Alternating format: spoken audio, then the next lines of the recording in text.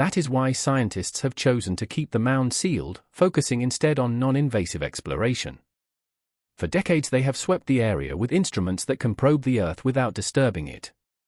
Satellite imagery and aerial photography have revealed patterns that align with the outlines of a buried city, while soil coring provides chemical clues without breaching the chamber. Yet despite all this effort, what lies in the heart of the tomb remains invisible. Push too hard, and the moment of revelation could be the moment of destruction. To drill blindly might release clouds of mercury vapor, collapse fragile earthen structures, or strip pigments and textiles bare in minutes. The question is no longer simply whether the tomb should be opened, but whether it can ever be opened without destroying the very secrets it was built to protect. In the end, the emperor who sought to live forever has created a riddle that still resists us. The shocking new scans beneath Elevanon. For years the stories of rivers of mercury inside the emperor's tomb were dismissed as exaggerations, but very recently scientists armed with advanced scanning tools have confirmed something that shocked even the most cautious experts. Using a mobile differential absorption LIDAR system, researchers detected plumes of mercury rising invisibly above the burial mound, a toxic vapor floating in the air where it should not exist. The readings were not just background noise, they aligned with earlier soil surveys that had already shown mercury levels hundreds of times higher than natural baselines. The new data published in Nature and indexed in PubMed provided the most compelling evidence yet that the interior of the mound truly contains vast reservoirs of liquid mercury, enough for measurable quantities to leak upward through the soil. That means the ancient text describing flowing rivers of poison inside may not have been metaphorical at all.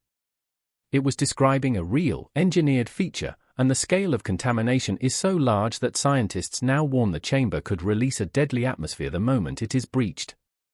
Could this explain why, even in an era of robotic probes and surgical excavation, no one dares to open the tomb? The shock does not end there. In 2025, geochemical analyses reported by Archaeology News Online magazine and Heritage Daily traced the most likely source of this mercury. Researchers found isotopic signatures that matched cinnabar deposits from Xuanyang in Shaanxi province, a mining center active in the Qin period. Transporting and refining cinnabar into elemental mercury on the scale required for the tomb would have been a logistical feat of staggering proportions, demanding the labor of thousands and immense imperial resources. This was not an accident of natural contamination but a deliberate act of engineering ordered by Qin Shi Huang himself.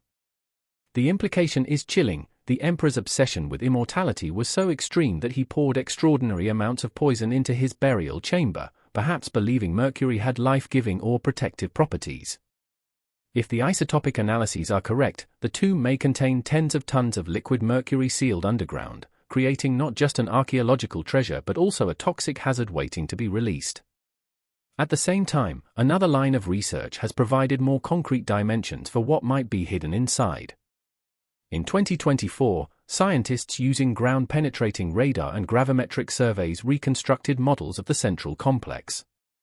These reconstructions, reported in, suggest that beneath the mound lies a structure the size of a palace, roughly 140 meters long, 110 meters wide, and 30 meters high. Within that, a central coffin chamber measuring about 80 by 50 by 15 meters appears to form the core of the burial. These are not guesses based on legend but physical models derived from the way radar waves bounce through the ground and how gravity anomalies reveal changes in density. While no one has yet seen the interior directly, these numbers offer the first tangible scale, a subterranean complex larger than a cathedral, sealed in darkness for more than 2,000 years. The sheer size of these chambers adds weight to the old accounts of a miniature empire beneath the earth, and it reminds us that if they ever collapse or are exposed too quickly, the damage could be irreversible. If mercury surveys and radar reconstructions were not dramatic enough, a separate development may finally give scientists a way to see into the chamber without breaking its seal.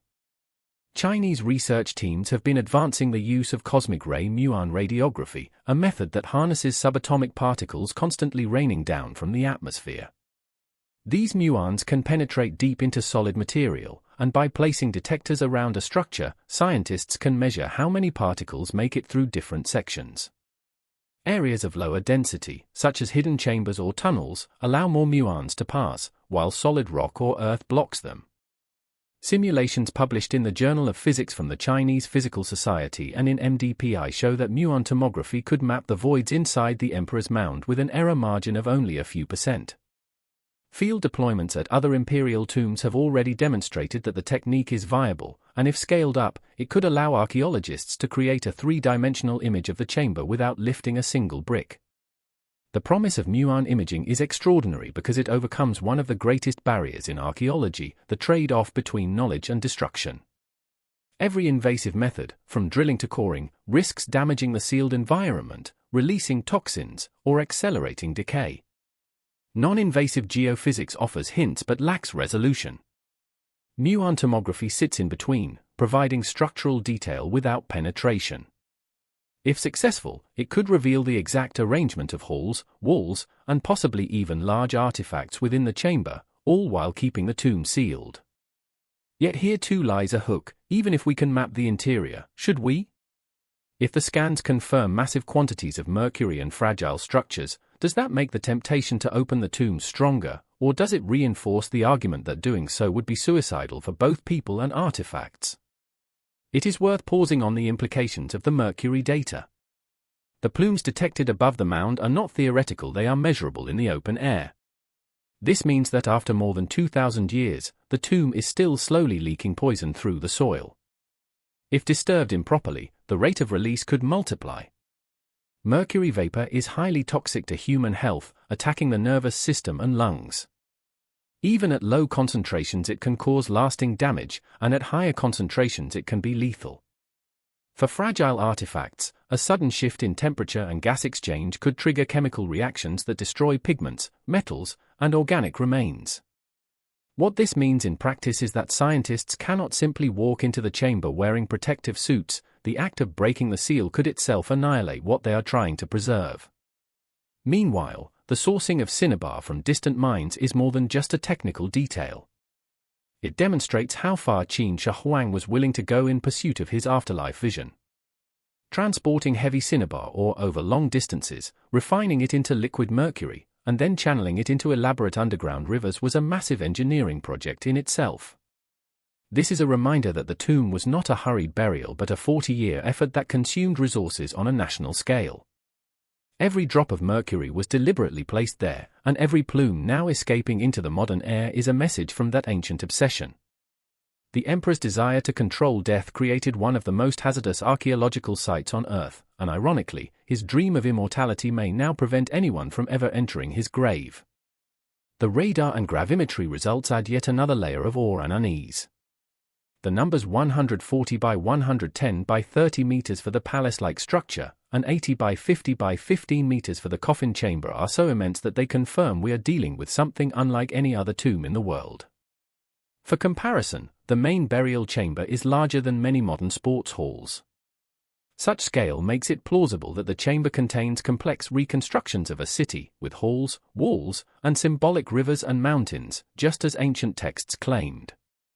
If muon tomography confirms these dimensions, the world will have the first direct evidence that the Qin Emperor truly built an empire below ground, a microcosm of his realm preserved in silence.